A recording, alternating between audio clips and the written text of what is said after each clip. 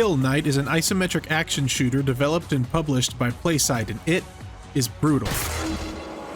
I hadn't heard of this bloody little gem before diving into its wave-based jaunt through hell, but that's okay because everything you need to know about Kill Knight is in its name. You play as a knight who is cast into an endless realm of death known as the Abyss. You get one cutscene in the beginning explaining this, and that's it. It's all gameplay from there.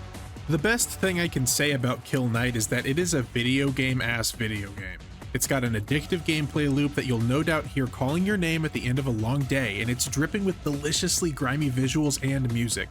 Although there are some flaws beneath the surface, this is exactly the kind of experience you'd see gobbling up quarters at an arcade. Your descent begins in Solitude, the first of 5 shifting levels or layers to shoot and dodge your way through. It's all gas, no brakes from the get-go. The instant you drop onto Platform 1, bug-like creatures will continuously spawn until you reach the end of the layer. Outside of a few slightly stronger enemies, these critters evaporate after just 1 or 2 bullets, giving you about 10 minutes of carnage before the layer is complete. Now, you might be thinking, 10 minutes per layer, that's less than an hour of game before I beat all 5 layers. Kill Knight isn't a one-and-done experience that you just barrel through though. Depending on which of the 3 difficulty modes you choose, it may take a while to finish the first layer and unlock the second, at which point you'll discover the experience's true strength: replayability. While each layer's enemies and layout pattern remain the same between runs, the way you dance through each wave is up to you. Every layer is harder than the last, so you'll need to use an assortment of weapons that are mostly very different from one another, including melee weapons, pistols, heavy weapons, and armor. I loved the cabinet of tools given to me, mostly because of how my chosen kit affected every run. Solitude plays differently when you're running, let's say, a triple shotgun combo than when you tackle it with the starting loadout, and things change even more when taking on other layers. It's not even necessarily easier or harder, just different.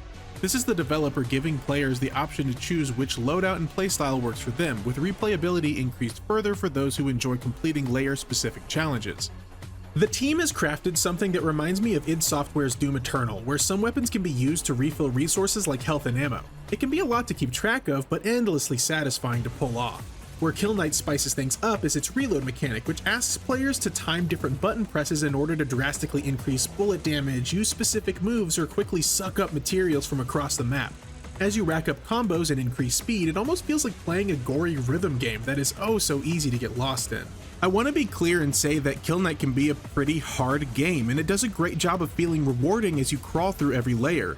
Difficulty can be found both in the moment-to-moment combat and in those aforementioned challenges, and each can occasionally lead to brief moments of frustration. I wish enemy melee attacks were a bit easier to see amongst the chaos. There were too many times when I either didn't know what damaged me or I was surprised to have taken damage at all. Challenges, which offer rewards in the form of more weapons and armor, are mostly balanced, but there are at least a few that feel a bit too cutthroat.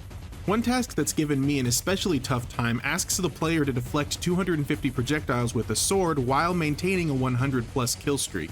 Are these issues deal breakers? Far from it, especially when you can spend in-game currency to skip some of those challenges, but they are hard to ignore when the rest of Kill Knight is so good at digging its nails into your mind.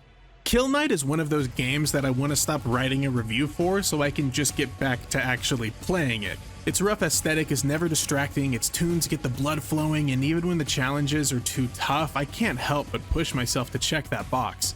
Seeing the screen light up with Christmas colors after a successful parry, or watching my score climb higher and higher had me saying, "One more run," almost too often.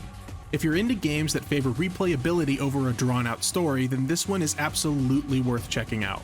Kill Knight is out now for $14.99 on PC, Nintendo Switch, PlayStation 4, PlayStation 5, Xbox One, and Xbox Series X and S.